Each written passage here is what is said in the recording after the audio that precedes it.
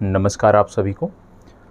आप सभी को पूर्व में अवगत कराया गया था कि अब आगे से आपके लिए भारतीय राज्य व्यवस्था के आप कह सकते हैं जो महत्वपूर्ण खंड हैं जहां से प्रश्न पूछे जाते हैं उनका अध्ययन कराया जाएगा। और उसी क्रम में हम आज से शुरुआत करने वाले हैं और भारतीय राज्य व्यवस्था को हम समग्रता से देखने वाले हैं। विशेष रूप से भारतीय राज्य व्यवस्था की जो कक्षा है ये इसी आधार पे चित्रों के माध्यम से, ग्राफ के माध्यम से, मैप के माध्यम से आप चीज़ों को देखोगे कि बहुत बेहतर तरीके से यहाँ पे एक पुस्तक है, शायद आप में से किसी के पास हो, जीएस दृष्टि आती है एक चित्रात्मक, उसी का यहाँ पे आप कह सकते हो कि उसी के चित्र यहाँ पे दर्शाए गए हैं और उसी का यहाँ पे अध्ययन कराया जा रहा है। पुस्तक का नाम है, फिर से बता दे रहा हूँ, जीएस दृष्टि चित्रात्मक प्रस्तुति आती है, उसी को यहाँ पे समग्रता से अध्ययन कराया जा रहा है। आपको पुस्तक खरीदने की कोई आवश्यकता नहीं है। इसका पीडीएफ जैसे पूर्व में आपको पीडीएफ दिया जाता था टेलीग्राम ग्रुप पर, इसका भी पीडीएफ आपको टेलीग्राम ग्रुप पर आसानी से उपलब्ध हो जाएगा। वहाँ से आप संकलित कर लीजिए और इसके बाद रिवाइज करने के लिए आप इसको यूज़ कर सकते हैं। आज जो हमारी चर्चा की शुरुआत होगी, सबसे पहले भारत के संवैधानिक विकास को हम देखने वाले हैं। भारत के संवैधानिक विकास के साथ साथ उद्देशिका और प्रस्तावना तक का आज हम अध्ययन करने वाले हैं। तो याद रखिएगा, भारत का संवैधानिक विकास, साथ ही साथ उद्देशिका और प्रस्तावना तक की जो चर्चा है वो आज होगी और नागरिकता और आगे के जो खंड होंगे उनकी चर्चा आपको कल देखने को मिलेगी। तो ज़्यादा समय ना लेते हुए हम प्रारंभ करते हैं अपनी चर्चा को। सबसे पहले इसमें आप देख रहे होंगे जो यहाँ पे बात हो रही है, आप देख रहे होंगे हेडिंग, भारत का संवैधानिक विकास। और संवैधानिक विकास में सबसे पहले हम बात करेंगे कंपनी के शासनाधीन अधिनियम, मतलब कंपनी के शासन के दौरान जो अधिनियम बनाए गए, कंपनी के शासन के दौरान जो अधिनियम आप कह सकते हो नियमित किए गए, उनके बारे में हम सर्वप्रथम देखने वाले हैं और एक एक करके चीज़ों को यहाँ पे समझने का भी प्रयास करेंगे। और प्रयास यह भी होना चाहिए कि इसी कक्षा में हम मैक्सिमम चीज़ें लेकर जाएं, मतलब कक्षा का आउटपुट भी कुछ ना कुछ निकलना चाहिए। अब यहाँ पे सबसे पहले जब कंपनी के अधीन बात होती है नियमों की, तो सबसे पहले चर्चा होती है रेगुलेटिंग एक्ट 1773 की। किसकी चर्चा होती है? रेगुलेटिंग एक्ट 1773 की चर्चा होती है। आपको बता दें कि रेगुलेटिंग एक्ट जो 1773 था ये ब्रिटिश संसद द्वारा पारित किया गया था। किसके द्वारा पारित किया गया था? ब्रिटिश संसद द्वारा पारित किया गया था। किस लिए पारित किया गया था? उद्देश्य क्या था? तो इसका जो उद्देश्य था वो कंपनी में व्याप्त भ्रष्टाचार और कुप्रशासन को दूर करना था।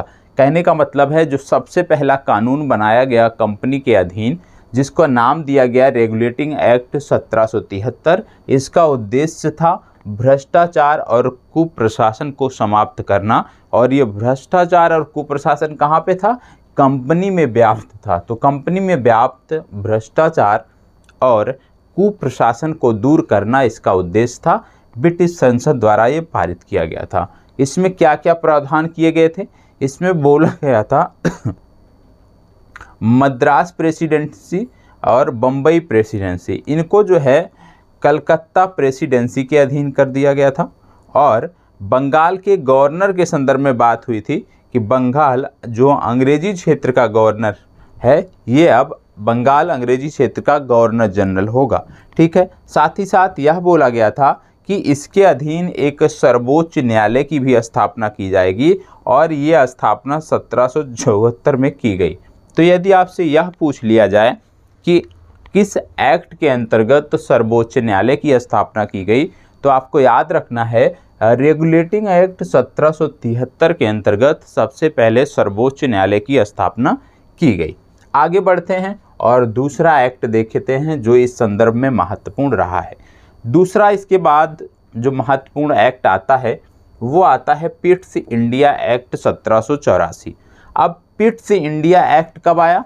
पिट्स इंडिया एक्ट जो है रेगुलेटिंग एक्ट के बाद आया, तो इनका क्रम भी पता होना चाहिए।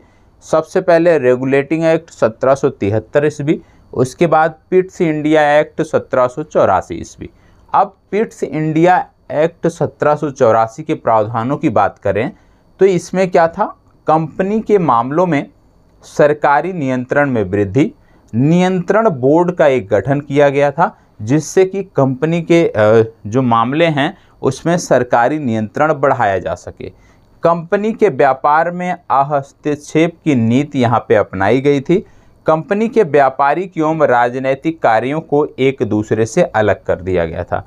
मतलब पिट्स इंडिया एक्ट 1784 की जब बात करते हैं तो इसमें जो सबसे महत्वपूर्ण कदम उठाया गया वो था कि कंपनी के व्यापारिक और राजनीतिक कार्यों को एक दूसरे से अलग कर दिया गया। मतलब कंपनी के व्यापारिक और राजनीतिक कार्यों को पृथक कर दिया गया जिससे आसानी से शासन चलाया जा सके। तो पिट्स इंडिया एक्ट आया। पिट्स इंडिया एक्ट के बाद यदि हम बात करें तो आप देखते हैं 1786 का अधिनियम। 1786 का अधिनियम क्या था? 1786 का जो अधिनियम था इसके अंतर्गत गवर्नर जनरल को विशेष परिस्थितियों में अपने परिषद के निर्णय को रद्द करने तथा अपने निर्णयों को लागू करने का अधिकार दिया गया। मतलब इस एक्ट के द्वारा जो है वो गवर्नर जनरल को और पावरफुल बनाया गया और शक्तिशाली बनाया गया और इसके अधीन जो है गवर्नर जनरल को यह शक्ति दी गई कि विशेष परिस्थितियों में वो जो परिषद है उसके निर्णय को रद्द कर सकता है और अपना निर्णय उस पर आप कह सकते हैं लागू कर सकता है या परिषद के निर्णय पर अपना निर्णय थोप सकता है। अगला जो बात आता है वो है चार्टर एक्ट 1813। चार्टर एक्ट 1813 आप सब पढ़ते होंगे, महत्वपूर्ण है। और जब बात आती है शिक्षा की, अंग्रेजी काल में या कंपनी के शासन के दौरान शिक्षा की, तो सबसे पहले जो चर्चा आती है वो चार्टर एक्ट 1813 की आती है। चार्टर एक्ट 1813 में क्या किया गया? कंपनी का व्यापारिक एकाधिकार समाप्त कर दिया गया चाय और चीन के साथ व्यापार को छोड़कर। मतलब जो कंपनी का अभी तक व्यापारिक एकाधिकार बना हुआ था उसको समाप्त कर दिया गया। सिर्फ कंपनी को अब चाय और चीन के साथ व्यापार की अनुमति दी गई। मतलब कंपनी सिर्फ चाय और चीन पर के साथ व्यापार कर सकती, मतलब चाय का व्यापार कर सकती थी और चीन के साथ व्यापार कर सकती थी। इसके साथ साथ कंपनी को अगले 20 वर्षों के लिए भारतीय प्रदेशों तथा राजस्व पर नियंत्रण का अधिकार दे दिया गया। और जैसे मैंने बोला कि शिक्षा के लिए सबसे पहला जो कदम उठाया गया वो चार्टर एक्ट 1813 में उठाया गया और इसी के माध्यम से प्रथम बार शिक्षा पर खर्च करने के लिए प्रतिवर्ष 1 लाख रुपए का आवंटन किया गया। तो शिक्षा के क्षेत्र में यदि हम बात करें तो सबसे पहला जो महत्वपूर्ण कदम उठाया गया, जो शुरुआत हुई अंग्रेजी काल में या ब्रिटिश के काल में, वो चार्टर एक्ट 1813 के द्वारा हुई। चार्टर एक्ट 1813 के द्वारा चार्टर एक्ट 1833 लाया गया। ठीक है, इनका क्रम पता होना चाहिए, अभी हम क्रम की भी बात करेंगे। ठीक है, इसके बाद लाया गया चार्टर एक्ट 1833। अब इसमें क्या हो गया? अभी तक चार्टर एक्ट 1813 में क्या था कि कंपनी को चाय और चीन के साथ व्यापार की छूट मिली हुई थी, लेकिन 1833 में क्या कर दिया गया कि कंपनी के सभी व्यापारिक, सभी वाणिज्यिक जो अधिकार थे वो समाप्त कर दिए गए। मतलब जो चाय और चीन के साथ व्यापार का अधिकार मिला हुआ था उसको भी अब यहाँ पे समाप्त कर दिया गया। ठीक है, कंपनी को केवल राजनैतिक कार्य करने का प्रावधान किया गया कि कंपनी अब केवल राजनैतिक कार्य करेगी, व्यापारिक कार्य नहीं करेगी। इसके साथ साथ जो बंगाल का गवर्नर जनरल होता था अब उसे भारत का गवर्नर जनरल बना दिया गया। ठीक है, तो इसमें जो महत्वपूर्ण कदम उठाए गए, सबसे पहला कंपनी के सभी वाणिज्यिक अधिकार समाप्त हो गए। दूसरा, बंगाल के गवर्नर जनरल को संपूर्ण भारत का गवर्नर जनरल बना दिया गया। और कानून बनाने के लिए, याद रखिएगा, कानून बनाने के लिए गवर्नर जनरल की परिषद में एक कानूनी सदस्य को सम्मिलित किया गया और सर्वप्रथम जो पहला विधि सदस्य जोड़ा गया था इनका नाम था मैकाले। तो याद रखिएगा, मैकाले जो है ये सर्वप्रथम विधि सदस्य के रूप में जोड़े गए थे। किस एक्ट के द्वारा? चार्टर एक्ट 1833 के द्वारा। तो चार्टर एक्ट 1833 में तीन महत्वपूर्ण चीज़ें हुई हैं, तीन महत्वपूर्ण चीज़ें घटित हुई हैं। सबसे पहला, कंपनी का जो व्यापारिक एकाधिकार था वो तो 13 में समाप्त कर दिया गया था। उसके बाद जो चाय और चीन पर व्यापार का अधिकार बना हुआ था उसको भी चार्टर एक्ट 1833 ने समाप्त कर दिया। इसके साथ साथ चार्टर एक्ट 1833 ने बंगाल के गवर्नर जनरल को भारत का गवर्नर जनरल बना दिया। साथ ही साथ कानून बनाने के लिए जो एक संस्था थी उसमें एक विधि सदस्य को जोड़ा गया और प्रथम विधि सदस्य के रूप में मैकाले को जोड़ा गया था। ठीक है, ये तो हो गया चार्टर एक्ट 1833 की बात। अब इसके साथ बढ़ते हैं तो अगला आता है चार्टर एक्ट 1853, क्योंकि जो चार्टर एक्ट था ये 20-20 वर्षों के बाद लाया गया था। ठीक है, अब बात आती है चार्टर एक्ट 1853 की। तो चार्टर एक्ट 1853 की यदि हम बात करते हैं तो आपको बता दें कि नियंत्रण बोर्ड और उसके अन्य पदाधिकारियों का जो वेतन था वो निश्चित कर दिया गया, सरकार द्वारा देना होगा, धन जो है वो कंपनी देगी और डायरेक्टरों की जो संख्या थी वो 24 से घटाकर 18 कर दिया गया, जिसमें से 6 क्राउन द्वारा मनोनीत किए जाने लगे। तो याद रखिएगा, चार्टर एक्ट 1853 की जब हम बात करते हैं तो इसमें याद रखना है कि नियंत्रण बोर्ड और उसके अन्य पदाधिकारियों का जो वेतन था वो निश्चित कर दिया गया, सरकार द्वारा होता था, धन कंपनी अब इसमें देने लगी, साथ ही साथ डायरेक्टरों की जो संख्या थी वो 24 से घटाकर 18 कर दी गई। तो इसमें सबसे महत्वपूर्ण कौन सा है कि किस चार्टर एक्ट के द्वारा डायरेक्टरों की संख्या घटाई गई? तो याद रखना है चार्टर एक्ट 1853 के द्वारा डायरेक्टरों की संख्या घटाकर 24 से 18 कर दी गई, जिसमें से 6 जो हैं वो ब्रिटिश क्राउन द्वारा मनोनीत किए जाते थे। ठीक है, ये तो बात हो गई 1853 की। 1853 की जब बात करते हैं तो उसके बाद आता है भारत सरकार अधिनियम 1858। ठीक है, भारत सरकार अधिनियम 1858।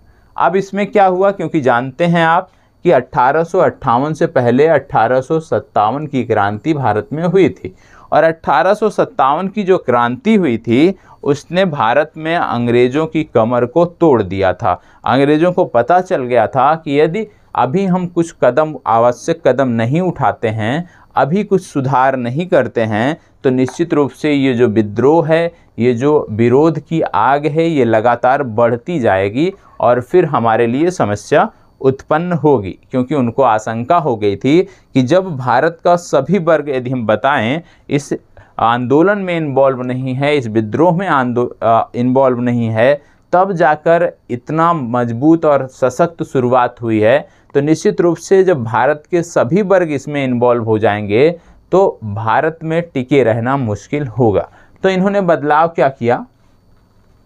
अब सबसे बड़ा बदलाव क्या हो गया कि भारत का जो प्रशासन था, भारत के प्रशासन पर जो नियंत्रण था वो कंपनी से छीनकर ब्रिटिश क्राउन को दे दिया गया। मतलब अब भारत में शासन के लिए, प्रशासन के लिए सीधे जिम्मेदार कौन था? ब्रिटिश क्राउन था। ब्रिटिश क्राउन के अधीन चीज़ें आ गईं।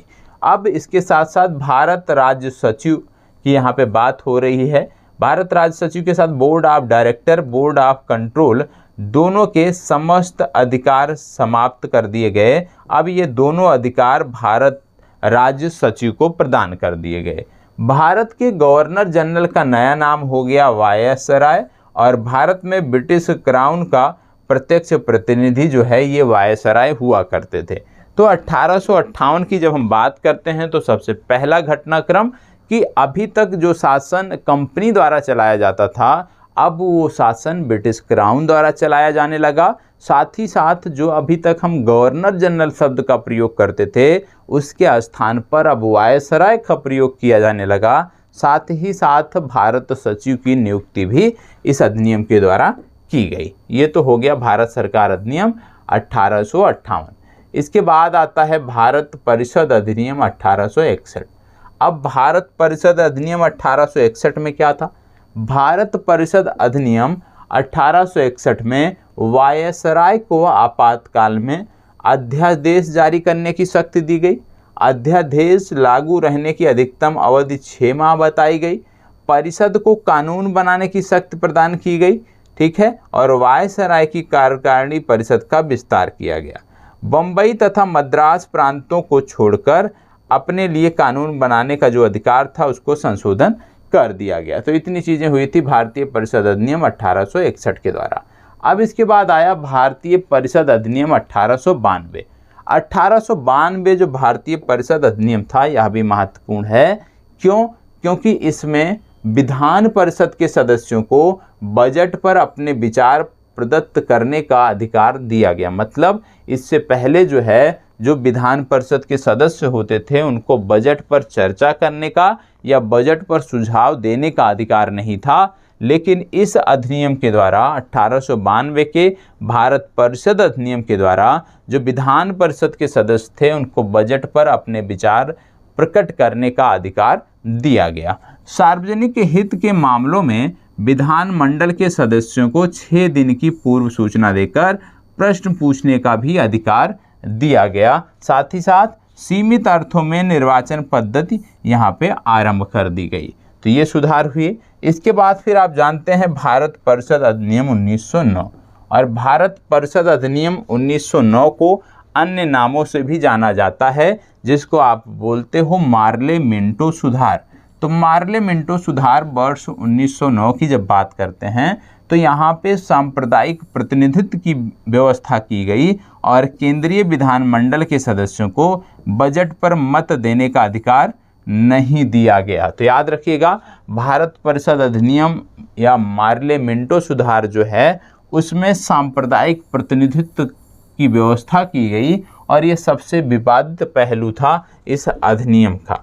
इसके बाद फिर यदि हम बात करें तो भारतीय परिषद अधिनियम 1909 के बारे में कुछ कथन हैं जो आपको पता होना चाहिए। इनमें से गांधी जी ने कहा था, क्यों कहा था इस वर्ड को? क्योंकि यहाँ पे सांप्रदायिक प्रतिनिधित्व की बात हुई थी और उसी आधार पे गांधी जी ने कहा था इस एक्ट ने हमारा सर्वनाश कर दिया। रैमजे मैकडोनाल्ड ने कहा था ये सुधार प्रजातंत्रवाद और नौकरशाही के मध्य एक अधूरा और अल्पकालीन समझौता है। ठीक है, तो ये कथन भी आपको याद होने चाहिए। 1909 का जब विरोध हुआ तो उसके बाद भारत सरकार अधिनियम 1919 लाया गया और भारत सरकार अधिनियम 1919 की जब बात करते हैं तो इसको बोलते हैं मांटेगू चेम्सफोर्ड सुधार। इसमें यदि हम बात करें प्रांतों में द्वैध शासन प्रारंभ हो गया। पहली बार उत्तरदायी शासन शब्दों का जो है स्पष्ट प्रयोग किया गया। प्रांतीय विषय जो थे वो 2 भागों में आरक्षित और हस्तांतरित में विभाजित कर दिए गए और अधिनियम का आधार क्या था? मांटेगू चेम्सफोर्ड की रिपोर्ट। तो सिर्फ इतना याद रखिए, एक चीज़ याद रखिए कि भारत सरकार अधिनियम 1919 में सबसे महत्वपूर्ण पहलू क्या था? प्रांतों में द्वैध शासन का प्रारंभ और प्रांतीय विषय को 2 भागों में बांटना, आरक्षित और हस्तांतरित, ये 2 महत्वपूर्ण कदम थे। ठीक है, ये तो हो गया भारत सरकार अधिनियम 1919। भारत सरकार अधिनियम 1919 के बाद भारत सरकार अधिनियम 1935 लाया गया। भारत सरकार अधिनियम 1935 की जब बात करें तो इसमें प्रावधान किया गया संघीय लोक सेवा आयोग के गठन का। तो याद रखना है, संघीय लोक सेवा आयोग का गठन कब किया गया? भारत सरकार अधिनियम 1935 के अंतर्गत। और एक अखिल भारतीय संघ की भी स्थापना की गई। द्वैध शासन की यदि बात करते हैं तो प्रांतों से तो समाप्त कर दिया गया लेकिन केंद्र में लागू कर दिया गया। स्वायत्तता दी गई किसको? प्रांतों को, और स्वशासन प्रांतों को दिया गया दोहरे शासन के स्थान पे। कहने का मतलब है कि जो द्वैध शासन की शुरुआत हुई थी इससे पूर्व में, उसको अब यहाँ पे समाप्त कर दिया गया और साथ ही साथ यहाँ पे जो प्रांतों से द्वैध शासन समाप्त था अब इसको केंद्र में लागू कर दिया गया। ठीक है, तो ये तो हो गया भारत सरकार अधिनियम 1935। महत्वपूर्ण सबसे ये है कि संघीय लोक सेवा आयोग का गठन किया गया इसी के द्वारा और प्रांतों में द्वैध शासन की समाप्ति इसी के द्वारा हुई है। आगे बढ़ते हैं और अगला देख लेते हैं इसमें क्या चीज़ें और हैं। अगला आता है भारत सरकार अधिनियम 1935 के प्रावधान। अब भारत सरकार अधिनियम 1935 के जब प्रावधानों की हम बात करते हैं तो आपको सबसे पहले यहाँ पे जो देखने को मिलता है इस अधिनियम में वो ये है कि गवर्नर जो थे उनको अब क्या हो गया, अध्यादेश जारी करने का अधिकार हो गया। सांप्रदायिक तथा वर्गीय मतदाता मंडलों का विस्तार हुआ। आधार स्रोत यदि बताएं भारत के वर्तमान संवैधानिक ढांचे का, ये जो है भारत सरकार अधिनियम 1935, ये भारत के वर्तमान संवैधानिक ढांचे का जो है ये आधार स्रोत है, ये आपको पता होना चाहिए। आपको बता दें केंद्रीय विधान मंडल जो है द्विसदनीय इसके द्वारा किया गया। शक्तियों का विभाजन किया गया केंद्र और प्रांतों में, और स्थापना की गई फेडरल न्यायालय की वर्ष 1937 में। जवाहरलाल नेहरू का इसके संदर्भ में एक कथन था, भारत सरकार अधिनियम 1935 के संदर्भ में वो कथन था, एक कार जिसमें ब्रेक तो है पर इंजन नहीं। याद रखिएगा, ऐसे भी पूछा जाता है कि एक कार जिसमें ब्रेक तो है पर इंजन नहीं, किसका कथन है, तो आप बताओगे जवाहरलाल नेहरू का। इसको गुलामी का अधिकार कहा गया, दास्ता का आज्ञा पत्र कहा गया और अनुदेश प्रपत्र कहा गया, ये भी आपको पता होना चाहिए। आज के समय में यदि हम बात करें तो राज्य की नीति के निर्देशक तत्व के रूप में ये समाविष्ट है, इस पर भी जानकारी आपको होनी चाहिए। ठीक है, आगे बढ़ते हैं। इसके साथ साथ याद रख लीजिएगा कांग्रेस के लखनऊ अधिवेशन वर्ष 1936 में भारत सरकार अधिनियम जो है वो अस्वीकृत किया गया था, यह भी आपको पता होना चाहिए। अब बात हो रही है भारतीय स्वतंत्रता अधिनियम 1947। भारतीय स्वतंत्रता अधिनियम 1947 की जब हम बात करते हैं तो आपको बता दें कि भारतीय स्वतंत्रता अधिनियम 1947 के द्वारा सबसे पहले क्या किया गया, अविभाजित भारत का विभाजन कर भारत और पाकिस्तान दो स्वतंत्र अधिराज्यों की स्थापना की गई। 15 अगस्त 1947 से भारतीय रियासतों पर ब्रिटिश संप्रभुता की समाप्ति हो गई।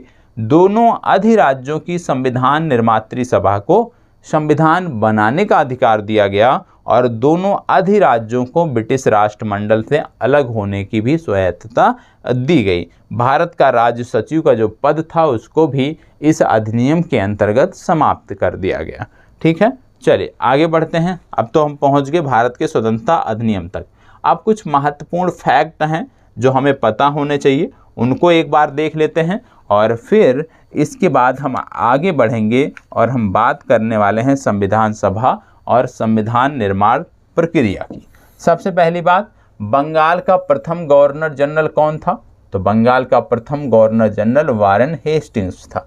कलकत्ता में उच्चतम न्यायालय की स्थापना कब हुई, 1774 ईस्वी में की गई। अगला है प्रधान सेनापति की शक्तियां सर्वप्रथम प्राप्त किसने किया, लॉर्ड कॉर्नवालिस ने प्राप्त किया। भारत के प्रथम गवर्नर जनरल कौन थे, लॉर्ड विलियम बेंटिक प्रथम गवर्नर जनरल थे। कानून निर्माण में भारतीय प्रतिनिधियों को शामिल करने की शुरुआत कब की गई, भारतीय परिषद अधिनियम 1861 के द्वारा की गई। अगला है केंद्रीय और प्रांतीय विधान परिषदों में गैर सरकारी सदस्यों की संख्या कब बढ़ाई गई, भारतीय परिषद अधिनियम 1892 के द्वारा बढ़ाई गई। बर्मा को भारत से अलग कब किया गया, वर्ष 1837 में। आज का जो म्यांमार है उसको जो है भारत से अलग किया गया। अब इसमें इसके साथ साथ कुछ चीज़ें और दी हैं, जैसे भारत सरकार अधिनियम 1909 को किस नाम से जाना जाता है, मॉन्टेगू चेम्सफोर्ड सुधार। सर्वप्रथम उत्तरदायी शासन शब्द का प्रयोग कहाँ किया गया, भारत सरकार अधिनियम 1919 में या मॉन्टेगू चेम्सफोर्ड सुधार में किया गया। भारतीय रिजर्व बैंक की स्थापना कब की गई, भारत सरकार अधिनियम 1935 के द्वारा रिजर्व बैंक की स्थापना की गई। भारतीय संविधान सभा की मांग क्या थी, स्वराज पार्टी ने भारतीय संविधान सभा की मांग की थी। अगला है सर्वप्रथम भारत में संविधान सभा के गठन का विचार देने वाले व्यक्ति कौन हैं, तो M.N. रॉय हैं जिन्होंने सर्वप्रथम संविधान सभा के गठन का विचार दिया। लेकिन यदि आपसे पूछ लिया जाए संविधान सभा की सर्वप्रथम मांग किसने की, तो स्वराज पार्टी ने सर्वप्रथम मांग की थी, लेकिन विचार जो था वो M.N. रॉय का था। भारतीय राष्ट्रीय कांग्रेस ने पहली बार संविधान सभा की मांग कब की, वर्ष 1934 में। भारतीय संविधान सभा कब चुनी गई, अप्रत्यक्ष निर्वाचन द्वारा ये चुनी गई थी। आगे बढ़ते हैं, संविधान सभा एवं संविधान निर्माण प्रक्रिया। ठीक है, अब आइए समझते हैं संविधान सभा और संविधान निर्माण प्रक्रिया। सबसे पहली बात, संविधान सभा की जब बात आती है तो बात आती है वर्ष 1946 की, क्योंकि कैबिनेट मिशन वर्ष 1946 द्वारा इसका गठन किया गया था।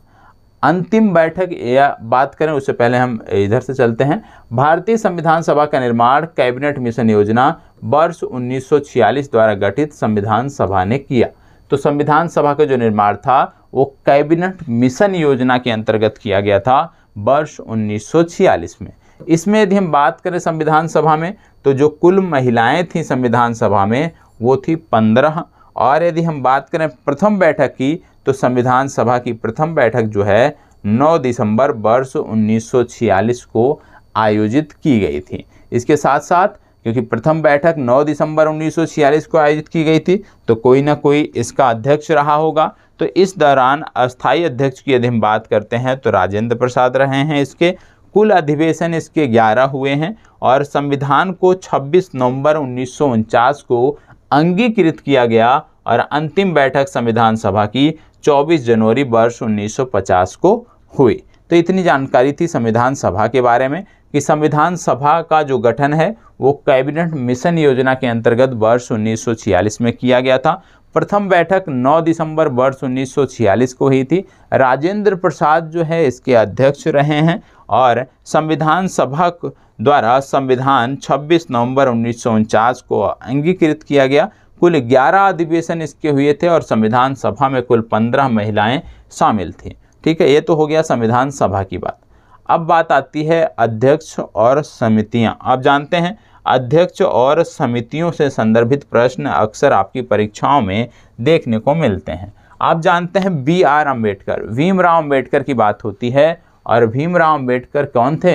ये प्रारूप समिति के प्रमुख थे। ठीक है, भीमराव अम्बेडकर जो हैं ये प्रारूप समिति के प्रमुख थे, ये आपको पता होना चाहिए।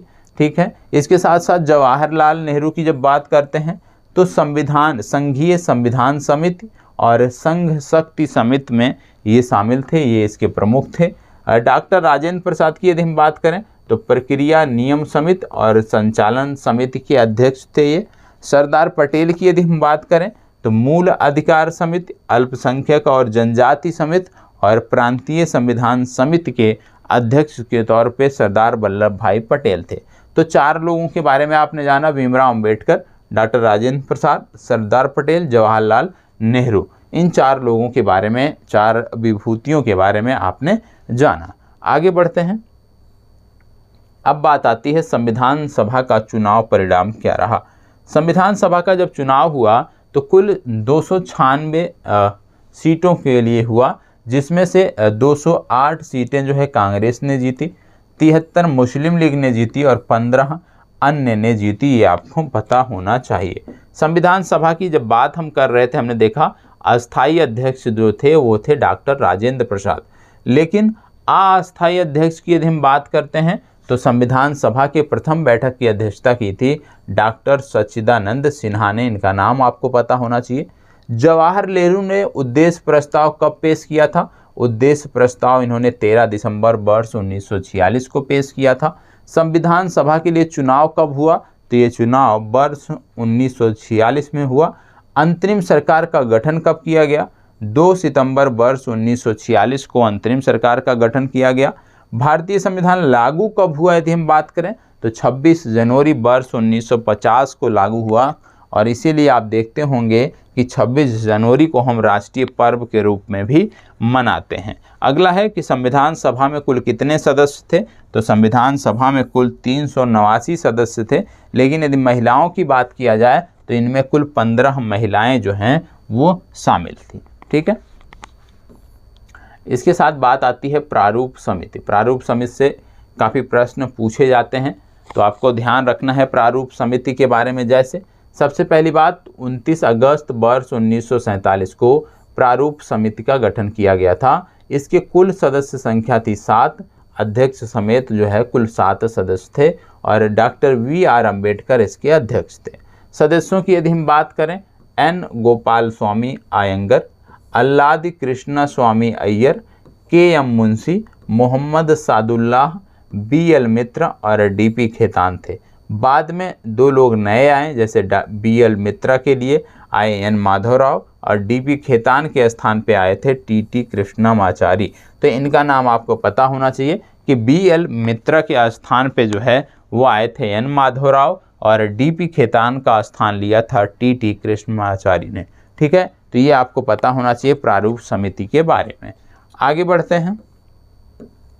अब यहाँ पे कुछ और फैक्ट दिए हुए हैं, जैसे संविधान सभा के सदस्य निर्वाचित किए गए कौन, तो याद रखना है प्रति 10 लाख व्यक्तियों पर एक प्रतिनिधि के अनुपात में निर्वाचित किए गए थे। कैबिनेट मिशन के सदस्य कौन थे, पैथिक लॉरेंस, स्टेफोर्ड क्रिप्स और AB अलेक्जेंडर इसके सदस्य थे। संविधान सभा कांग्रेस थी और कांग्रेस भारत या किसने कहा, ग्रेनविले ऑस्टिन ने कहा। प्रारूप समिति का गठन कब किया गया था, 29 अगस्त वर्ष 1947 को। तदर्थ झंडा समिति के अध्यक्ष कौन थे, तो याद रखना है तदर्थ झंडा समिति के अध्यक्ष थे डॉक्टर राजेंद्र प्रसाद। अब यहाँ पे भारत के प्रथम अंतिम गवर्नर और गवर्नर जनरल की बात हो रही है। बात हो रही है रॉबर्ट क्लाइव की। सबसे पहले बात हो रही है रॉबर्ट क्लाइव की। रॉबर्ट क्लाइव के बारे में आप सब जानते होंगे कि रॉबर्ट क्लाइव जो थे ये बंगाल के गवर्नर थे। 2 बार इनका कार्यकाल रहा है, एक 1758 से 1760 का रहा है, दूसरा 1765 से 1767 का रहा है। इसके बाद नंबर आता है वारेन हेस्टिंग्स का। वारेन हेस्टिंग की बात करें तो वारेन हेस्टिंग जो है वे बंगाल के प्रथम गवर्नर जनरल थे और 1774 से 1785 तक इन्होंने कार्यभार संभाला।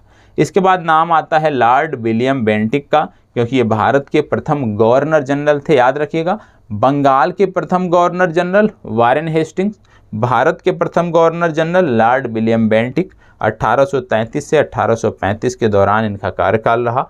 इसके बाद बात आती है 1857 के बाद 1858 की, जब गवर्नर जनरल के पद को समाप्त कर वायसराय का पद बनाया गया था। तो उस समय प्रथम वायसराय के रूप में लॉर्ड कैनिन को रखा गया था। ठीक है, चलिए आगे बढ़ते हैं। और उससे पहले यहाँ पे 2 जानकारियाँ और हैं, जैसे लॉर्ड माउंटबेटन। तो स्वतंत्र भारत के प्रथम गवर्नर जनरल कौन थे, लॉर्ड माउंटबेटन थे। और इसके साथ साथ स्वतंत्र भारत के प्रथम तथा अंतिम भारतीय गवर्नर जनरल कौन थे, तो इनका नाम है C राजगोपालाचारी। तो दोनों लोगों का नाम याद रखना है। स्वतंत्रता के बाद जो गवर्नर रहे हैं उनका नाम है C राजगोपालाचारी और उससे पहले रहे हैं लॉर्ड माउंटबेटन। ठीक है, अब यहाँ पे संविधान सभा के कुछ महत्वपूर्ण तथ्य दिए हुए हैं और साथ ही साथ यहाँ पे कुछ अन्य फैक्ट भी दिए हुए हैं। कुछ मंत्रियों और उनके मंत्रालयों से संबंधित जो प्रश्न पूछे जाते हैं उसी को ध्यान में रखकर, जैसे सबसे पहले यदि हम बात कर लें अंतरिम सरकार की, तो इसमें जो मंत्री थे जैसे जवाहरलाल नेहरू, ये विदेश मंत्रालय राष्ट्रमंडल संबंधी मामलों के मंत्री थे। वल्लभ भाई पटेल सूचना एवं प्रसारण तथा गृह मंत्रालय इनके अंदर था। C राजगोपालाचारी ये शिक्षा मंत्री थे। लियाकत अली वित्त मंत्री थे। जोगेंद्र नाथ मंडल विधि मंत्री थे। आसफ अली रेल मंत्री थे। डॉक्टर राजेंद्र प्रसाद खाद्य एवं कृषि मंत्री थे। Doctor C.H. भाभा कार्य खनन एवं शक्ति मंत्री थे। बलदेव सिंह ये रक्षा मंत्री थे और I. चुंदरीगर ये वाणिज्य मंत्री थे।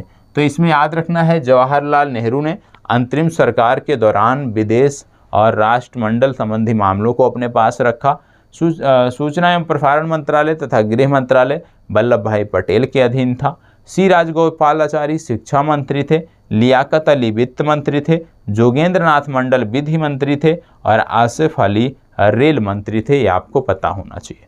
ठीक है, इसके बाद बात होती है आगे अन्य फैक्ट की, आइए उसको भी देख लेते हैं। अगला है संविधान का स्रोत। अब देखो यहाँ से भी काफ़ी प्रश्न पूछे जाते हैं, लेकिन अभी संविधान सभा के भी महत्वपूर्ण फैक्ट को पहले देख लेते हैं। संविधान सभा के महत्वपूर्ण फैक्ट की जब हम बात करते हैं तो संविधान सभा की जो पहली बैठक थी ये 9 दिसंबर वर्ष 1946 को आयोजित की गई थी। याद रखना है 9 दिसंबर वर्ष 1946 को संविधान सभा की पहली बैठक का आयोजन किया गया था। इसके अस्थायी अध्यक्ष की बात करें तो डॉक्टर सच्चिदानंद सिन्हा जो हैं ये इसके अस्थायी अध्यक्ष थे। अस्थायी अध्यक्ष की बात करें डॉक्टर राजेंद्र प्रसाद, अभी आपने देखा, और संवैधानिक सलाहकार थे सर B.N. राव। ठीक है। संविधान निर्माण में कितना समय लगा अक्सर पूछा जाता है, तो याद रखिएगा टोटल जो समय लगा वो है 2 वर्ष 11 माह 18 दिन। 2 वर्ष 11 माह 18 दिन का समय लगा संविधान के निर्माण में। और इस पर बहस कितने दिन हुई यदि पूछ लिया जाए तो 114 दिन इस पर बहस हुई थी। और कुल कितने रुपए खर्च किए गए यदि इस संबंध में बात करें तो कुल लगभग 63,96,729 रुपये का खर्च उस समय में आया था हमारे संविधान के निर्माण पे। कुल वाचन कितने हुए, तो कुल 3 वाचन हुए थे। कब अपनाया गया, 26 नवंबर 1949 को। लागू कब हुआ, 26 जनवरी 1950 को। तो याद रखना है लागू हुआ 26 जनवरी 1950 को, लेकिन अपनाया गया था 26 नवंबर वर्ष 1949 को। ठीक है। चलिए अब संविधान का स्रोत क्या है, देखो यहाँ से बहुत सारे प्रश्न पूछे जाते हैं। ठीक है, कि स्रोत क्या है संविधान का, तो आपको बता दें अलग अलग चीज़ों के लिए अलग अलग है, एक एक देश करके हम देखते हैं। सबसे पहले हम बात करने वाले हैं कि हमने संयुक्त राज्य अमेरिका से क्या लिया। भारतीय संविधान में यदि बात करें कि अमेरिका से हमने क्या लिया, तो इसमें सबसे पहले आता है उद्देशिका। जो आप संविधान की उद्देशिका देखते हैं, उद्देशिका का जो विचार लिया गया है वो यूएसए से लिया गया है। न्यायिक पुनरावलोकन आप देखते हैं यूएसए से लिया गया है। न्यायपालिका की स्वतंत्रता यूएसए से लिया गया है। मूल अधिकार और उपराष्ट्रपति का जो पद है ये भी यूएसए से लिया गया है। राष्ट्रपति पर महाभियोग चलाने की जो प्रक्रिया है यह भी यूएसए से लिया गया है। तो यूएसए से सबसे पहले न्यायिक शब्द यदि किसी भी में जुड़ा है तो वो चीज़ें हमने ली हैं यूएसए से। साथ ही साथ उपराष्ट्रपति का पद, राष्ट्रपति पर महाभियोग और उद्देशिका जो है ये हमने यूएसए से लिया है। इसके बाद बात आता है कनाडा। कनाडा से हमने क्या लिया है, जो आज संघीय व्यवस्था देखते हो, जो हमारा आप कह सकते हो मजबूत संघीय व्यवस्था है, ये हमने कनाडा से लिया है। केंद्र द्वारा राज्यपालों की नियुक्ति जो है ये भी हमने कनाडा से लिया है। उच्चतम न्यायालय का परामर्शी न्याय निर्णय जो है ये भी हमने कनाडा से लिया है। और अवशिष्ट शक्तियों का केंद्र में होना ये भी कहाँ से लिया गया है, कनाडा से। तो कनाडा से हमने क्या क्या चीज़ें ली, सबसे पहले संघीय व्यवस्था हमने कनाडा से ली। हमने संघीय व्यवस्था के साथ साथ राज्यपालों की नियुक्ति के जो बात होती है उसको हमने कनाडा से लिया। साथ ही साथ अवशिष्ट शक्तियों का जो संकेंद्रण है वो केंद्र में होगा, यह भी हमने कनाडा से अपने संविधान में अंगीकृत किया। अगला है आयरलैंड। आयरलैंड से हमने क्या लिया, नीति निर्देशक तत्व जो महत्वपूर्ण है सबसे, इसको हमने आयरलैंड से लिया। राष्ट्रपति की निर्वाचन पद्धति हमने आयरलैंड से लिया। राज्यसभा में कुछ सदस्यों का नामांकन यह भी हमने आयरलैंड से लिया। तो आयरलैंड से विशेष रूप से नीति निर्देशक तत्व, राज्यसभा में कुछ सदस्यों का नामांकन और राष्ट्रपति की निर्वाचन पद्धति जो है वो आयरलैंड से ली गई है। उपराष्ट्रपति के बारे में जब चर्चा करें तो आपका जवाब होगा यूएसए। अब बात आती है ब्रिटेन से। ब्रिटेन से हमने क्या क्या लिया है। ब्रिटेन से जब हम बात करते हैं तो संसदीय शासन प्रणाली जो आज आप देखते हो ये ब्रिटेन से लिया गया है। विधि का शासन होगा, यह भी ब्रिटेन से लिया गया है। मंत्रिमंडलीय प्रणाली ब्रिटेन से ली गई है। एकल नागरिकता ब्रिटेन से ली गई है। द्विसदनीय प्रणाली ब्रिटेन से ली गई है। विधायी प्रक्रिया यह भी ब्रिटेन से ली गई है। संसदीय विशेषाधिकार यह भी ब्रिटेन से लिया गया है। और परमाधिकार लेख इसको भी हमने ब्रिटेन से लिया है। तो ब्रिटेन से जो हमारी शासन प्रणाली है, विशेष रूप से संसदीय शासन प्रणाली, उससे जुड़े हुए जो महत्वपूर्ण पहलू हैं वो हमने ब्रिटेन से लिए हैं। एकल नागरिकता का जो भारत में प्रावधान है वह भी हमने ब्रिटेन से लिया है। द्विसदनीय प्रणाली इसको भी हमने ब्रिटेन से लिया है। इसके बाद बात आती है दक्षिण अफ्रीका की। दक्षिण अफ्रीका से हमने क्या लिया, संविधान संशोधन प्रक्रिया। संविधान में संशोधन की जो प्रक्रिया है वो हमने लिया है दक्षिण अफ्रीका से। और राज्यसभा के लिए सदस्यों का जो निर्वाचन है यह भी हमने दक्षिण अफ्रीका से सीखा है, दक्षिण अफ्रीका से हमने लिया है। विधि द्वारा स्थापित जो प्रक्रिया है उसको हमने लिया है जापान से। याद रखिएगा, विधि द्वारा स्थापित प्रक्रिया को हमने जापान से भारतीय संविधान का अंग बनाया है। ठीक है, ये तो हो गए। अब इसके बाद बचता है रूस। रूस से हमने क्या लिया है? रूस से हमने लिया है मूल कर्तव्य, और प्रस्तावना में न्याय जो है वो हमने रूस से लिया है। ऑस्ट्रेलिया से क्या लिया है? संयुक्त बैठक, उद्देशिका की भाषा, व्यापार वाणिज्य और समागम की स्वतंत्रता, साथ ही साथ समवर्ती सूची, ये महत्वपूर्ण है, समवर्ती सूची हमने जो है वो ऑस्ट्रेलिया से लिया है। अब यहाँ पे कुछ फैक्ट दिए हुए हैं, एक एक करके देख लेते हैं। जैसे भारतीय राजनीतिक व्यवस्था में सर्वोच्च क्या है? भारतीय राजनीतिक व्यवस्था में सर्वोच्च क्या है? तो आप जानते हैं जब बात आती है भारतीय राजनीतिक व्यवस्था की, तो इसमें सबसे सर्वोच्च संविधान को माना जाता है। भारतीय संविधान में आपात उपबंध कहाँ से लिए गए हैं? तो याद रखना है, जर्मनी के वाइमर संविधान से जो है ये आपात उपबंध लिए गए हैं। यदि आपसे यही पूछ लिया जाए कि वाइमर जो उपबंध है, वाइमर जो संविधान है, ये किस देश का है, तो आपका जवाब होगा जर्मनी।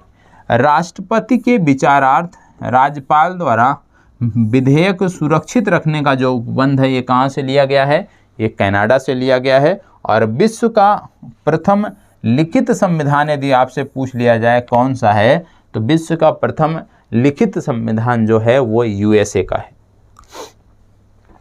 ठीक है, चलिए आगे बढ़ते हैं। अब बात आती है उद्देशिका प्रस्ताव की। उद्देशिका प्रस्ताव जो है 13 दिसंबर 1946 को प्रस्तुत किया गया था जवाहरलाल नेहरू द्वारा, और 22 जनवरी 1947 को ये अंगीकार कर लिया गया था। उद्देशिका में यदि आप देखेंगे तो जो तत्व हैं, जैसे मूल तत्व क्या है? संपूर्ण प्रभुत्व संपन्न, समाजवादी, पंथ निरपेक्ष, लोकतांत्रिक गणराज्य, ये इसके मूल तत्व हैं। यहाँ पे बात हुई है समता की, तो प्रतिष्ठा और अवसर के समता की बात हुई है उद्देशिका में। जब स्वतंत्रता की बात हुई है उद्देशिका में, तो इसका मतलब है विचारों की स्वतंत्रता, अभिव्यक्ति की स्वतंत्रता, धर्म की स्वतंत्रता, विश्वास की स्वतंत्रता और उपासना की स्वतंत्रता। इसी प्रकार जो उद्देशिका में न्याय की बात की गई है, तो सामाजिक, आर्थिक और राजनैतिक तीनों प्रकार के न्याय की बात की गई है। ठीक है, इसके साथ साथ आप जानते होंगे कि जो हमारी उद्देशिका है उसमें 42वें संविधान संशोधन 1976 के द्वारा 3 शब्द जोड़े गए थे। कौन कौन से? समाजवादी, अखंडता और पंथ निरपेक्ष, ये 3 शब्द 42वें संविधान संशोधन के द्वारा जोड़े गए थे। इसके साथ साथ यदि हम बात करें कि उद्देशिका पर उच्चतम न्यायालय संविधान का भाग है या नहीं, इस संदर्भ में यदि हम बात करें तो जो उच्चतम न्यायालय था उसने बताया कि उद्देशिका जो है वो संविधान का भाग है या नहीं। तो इसको स्वीकृत कब किया? बॉम्बई बनाम यूनियन ऑफ इंडिया बाद में जो है सुप्रीम कोर्ट ने ये माना कि उद्देशिका जो है वो संविधान का भाग है। केशवानंद भारती बनाम केरल राज्य बाद में माना उद्देशिका संविधान का हिस्सा है। हालांकि बेरुबारी बाद में इसको अस्वीकृत कर दिया गया था। अब यहाँ पे है, जैसे कि आपसे पूछ लिया जाए संविधान की आत्मा क्या है, तो संविधान की आत्मा है उद्देशिका। आपसे पूछ लिया जाए उद्देशिका को राजनैतिक जन्मपत्री किसने कहा, तो के.एम. मुंशी ने कहा। यदि आपसे पूछ लिया जाए डॉक्टर बी.आर. अम्बेडकर ने संविधान की आत्मा किसको कहा, तो संवैधानिक उपचारों का जो अधिकार है अनुच्छेद 32 के अंतर्गत, उसको डॉक्टर भीमराव अम्बेडकर ने संविधान की आत्मा कहा। याद रखिएगा, ये काफ़ी पूछा जाने वाला प्रश्न है। संविधान को पवित्र दस्तावेज किसने कहा, तो डॉक्टर भीमराव अम्बेडकर ने कहा। अब यहाँ पे हम उद्देशिका प्रस्तावना को पढ़ते हैं।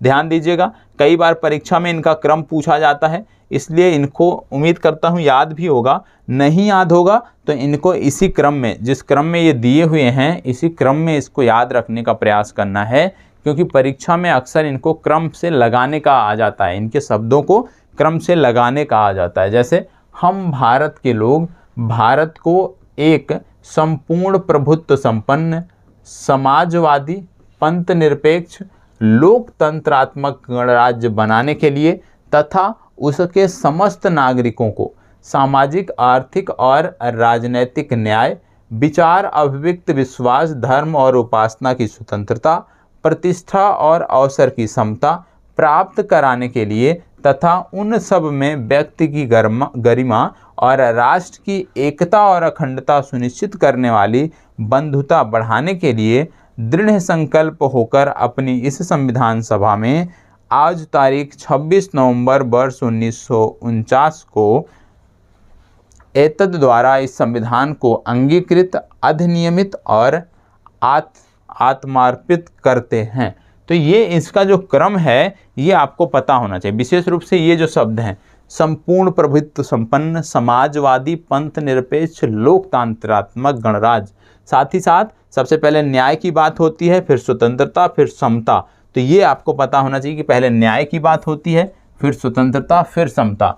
और जब न्याय की बात होती है तो 3 प्रकार के न्याय की बात होती है, सामाजिक, आर्थिक और राजनैतिक। जब स्वतंत्रता की बात आती है तो विचार, अभिव्यक्ति, विश्वास, धर्म और उपासना की स्वतंत्रता। और जब समता की बात आती है तो प्रतिष्ठा और अवसर की समता की बात जो है वो की जाती है। तो ये तो हो गई हमारी प्रस्तावना, जो सबको पता होना चाहिए, सबको याद होना चाहिए। अब यहाँ पे कुछ अनुसूचियाँ हैं और अक्सर परीक्षाओं में यहाँ से प्रश्न देखने को मिलते हैं। तो आइए एक एक करके देख लेते हैं। सबसे पहले पहली अनुसूची क्या कहती है? पहली अनुसूची बताती है राज्य व संघ राज्य क्षेत्र के बारे में। दूसरी अनुसूची बताती है राष्ट्रपति तथा अन्य उच्च पदाधिकारियों के वेतन के बारे में। तीसरी अनुसूची जो है इनके शपथ या प्रतिज्ञान के प्रारूप के बारे में बताती है। चौथी अनुसूची राज्यसभा में स्थानों का आवंटन कराती है। पांचवी अनुसूची बताती है अनुसूचित क्षेत्रों में, अनुसूचित जनजातियों के क्षेत्रों में प्रशासन के नियंत्रण के बारे में। छठी अनुसूची की यदि हम बात करें तो इसमें असम, मेघालय, त्रिपुरा और मिजोरम राज्यों के जनजातीय क्षेत्रों के प्रशासन के संदर्भ में उपबंध किए गए हैं। सातवीं अनुसूची की बात करें तो संघ सूची, राज्य सूची व समवर्ती सूची में केंद्र और राज्यों के मध्य शक्तियों का जो विभाजन किया गया है वो 7वीं अनुसूची में बताया गया है। 8वीं अनुसूची में भाषाओं की बात हो रही है। 9वीं अनुसूची में कुछ अधिनियमों और विनियमों को विधिमान्यकरण की बात हो रही है। 10वीं अनुसूची है दल परिवर्तन के आधार पर अयोग्यता की। 11वीं अनुसूची है पंचायतों की। और 12वीं अनुसूची जो है वो है न्यायपालिका की, नगर पालिका की। ये आपको पता होना चाहिए, ठीक है। तो पहली अनुसूची से लेकर 12वीं अनुसूची तक ये आपको रटे होने चाहिए। यहाँ से संदर्भित प्रश्न अक्सर आपको देखने को मिलते हैं। विशेष रूप से 9 से लेकर 12 तक एकदम रटा होना चाहिए। जैसे 9वीं अनुसूची कुछ अधिनियमों और नियमों के विधिमान्यकरण से। और फिर 10वीं अनुसूची यदि हम बात करें तो दल परिवर्तन के आधार पर अयोग्यता। 11वीं अनुसूची पंचायत और 12वीं अनुसूची नगर पालिकाएँ, ये आपके रटे होने चाहिए। तो ये तो थे आज का जो हमारा टारगेट था, वो हम लगातार बढ़ रहे हैं आगे। और अभी कुछ चीज़ें और देखनी हैं। सबसे पहली बात शासन प्रणाली की होती है। आप जानते हैं शासन प्रणाली के 2 रूप। प्राचीन रूप में क्या होता था? राजतंत्र होता था, वहाँ पे एक शासक होता था, शासक ही राजा होता था। और राजा का जो पद होता था वो आनुवांशिक होता था। और आज भी इसके उदाहरण देखने को मिलते हैं, जैसे सऊदी अरब, जो खाड़ी के देश हैं वहाँ पर ये आपको देखने को मिलते हैं। आधुनिक रूप यदि हम बताएं शासन का तो देखने को मिलता है लोकतंत्र, जिसमें शासक होता है कौन? प्रधानमंत्री या राष्ट्रपति। और ये जो पद होते हैं ये योग्यता आधारित होते हैं। सत्ता का जो स्रोत होती है वो जनता होती है। इसके उदाहरण कौन है? जैसे ब्रिटेन हो गया, भारत हो गया, ठीक है, जहाँ भी इस तरह की लोकतंत्रात्मक प्रणाली है। अब यहाँ पे बात हो रही है राज्य के महत्वपूर्ण तत्व। राज्य के महत्वपूर्ण तत्व क्या होते हैं? संप्रभुता, जनसंख्या, भूभाग और सरकार या सत्ता। कुछ चीज़ें यहाँ पे और दी हुई हैं, जैसे संसदीय शासन प्रणाली का दूसरा नाम क्या है? इसको बोलते हैं मंत्रिमंडलीय शासन प्रणाली। मंत्रिमंडलीय शासन प्रणाली को ही संसदीय शासन प्रणाली कहा जाता है। अध्यक्षीय शासन प्रणाली का दूसरा नाम क्या है? अध्यक्षीय शासन प्रणाली का दूसरा नाम है राष्ट्रपतीय शासन प्रणाली। अगला है संसदीय शासन प्रणाली का जनक किसे कहा जाता है?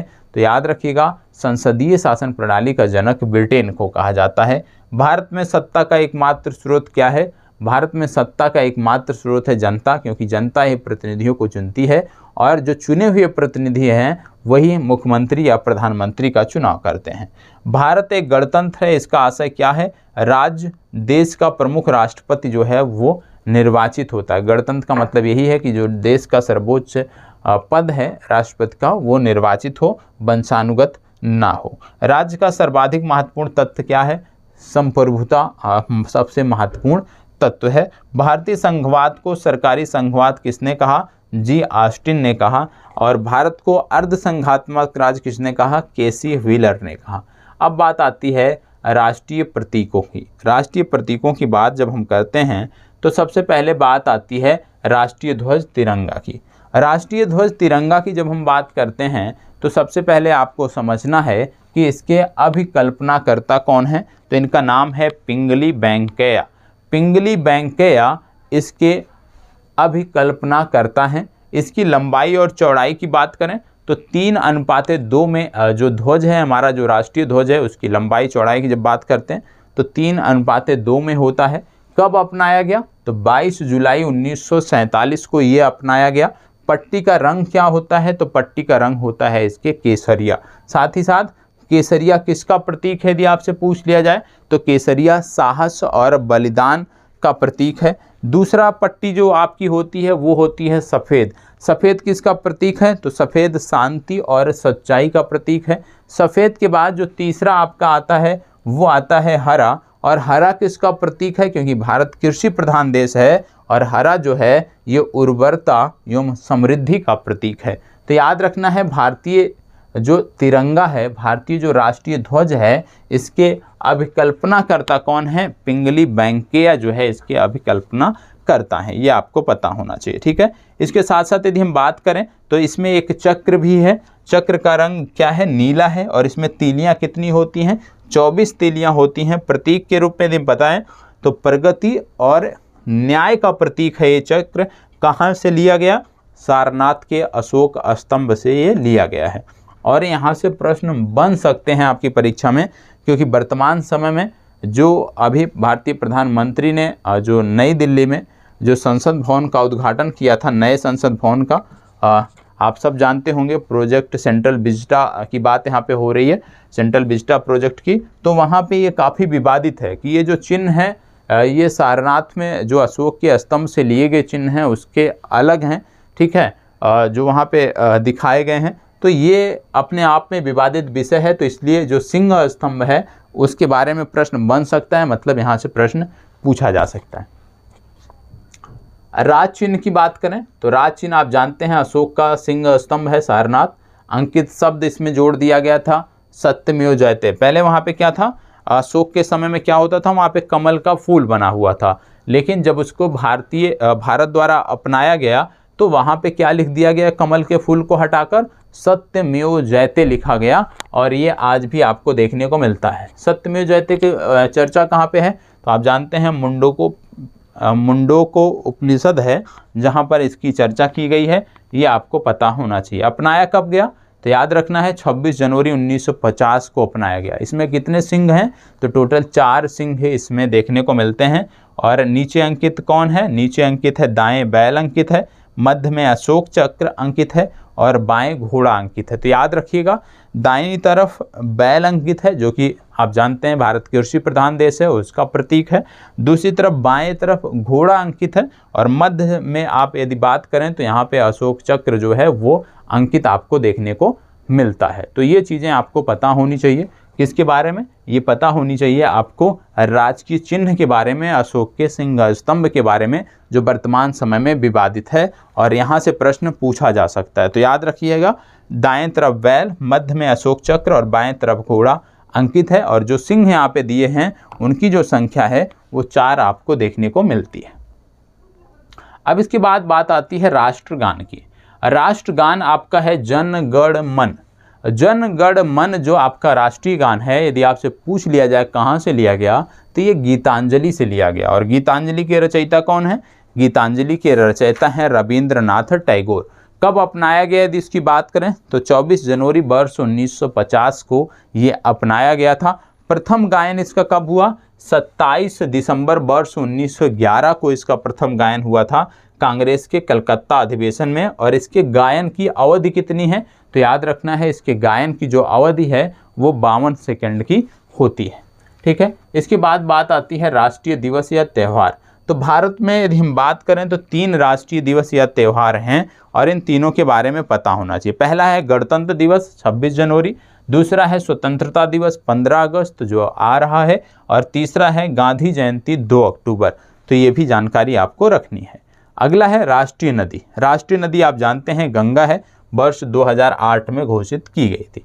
राष्ट्रीय गीत की बात करें तो राष्ट्रीय गीत और राष्ट्रीय गान में अंतर है। राष्ट्रीय गीत की जब बात करते हैं तो आनंद मठ से लिया गया है, बंकिम चंद्र चटर्जी की रचना है आनंद मठ, और वहीं से वंदे मातरम को राष्ट्रीय गीत बनाया गया था। 24 जनवरी 1950 को इसको अपनाया गया। इसके प्रथम गायन की यदि हम बात करते हैं तो प्रथम गायन 1896 ईस्वी में इसका हुआ था, यह भी जानकारी आपको रखना है। फिर इसके बाद बात आता है राष्ट्रीय पंचांग की।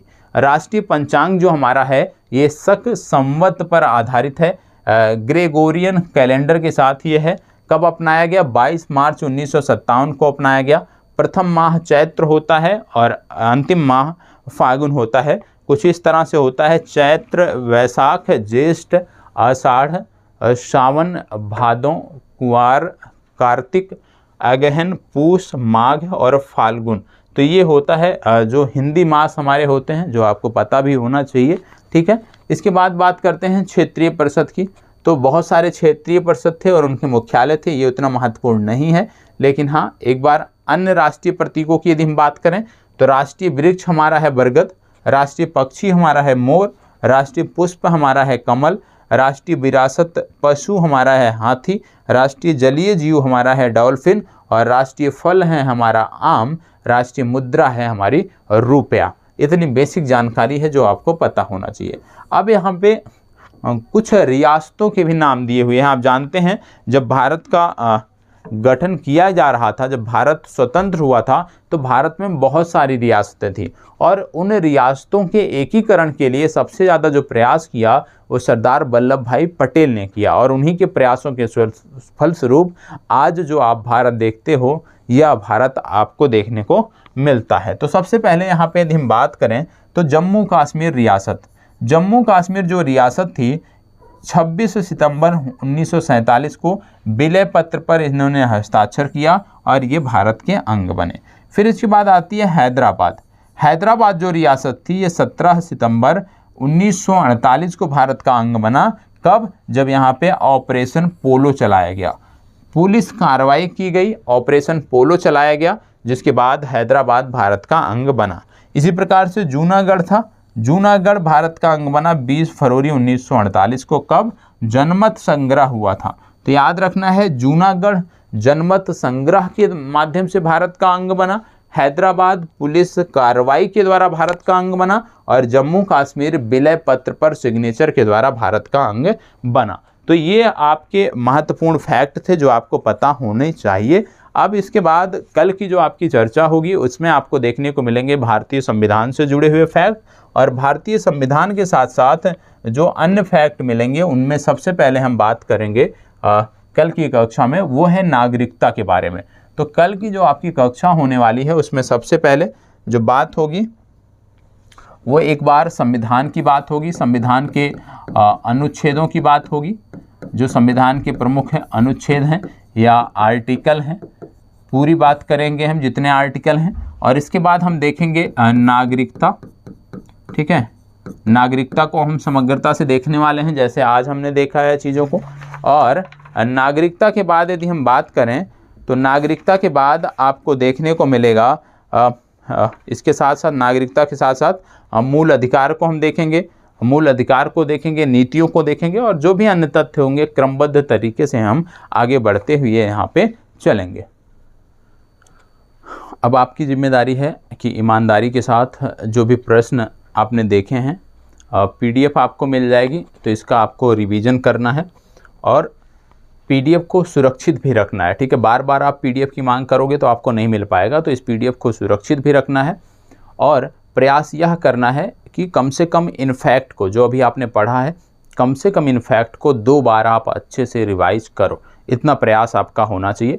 यदि आप 2 बार रिवाइज कर लेते हो तो इसमें बहुत सारे प्रीलिम्स के लिए बहुत सारे फैक्ट इसमें दिए हैं, जो आप तैयार करोगे तो निश्चित रूप से इन फैक्ट से संबंधित, इन टॉपिक से संबंधित कोई भी प्रश्न यदि आपका बनता है तो आप आसानी से उसको हल कर सकते हो, आसानी से उन प्रश्नों का आप जवाब दे सकते हो।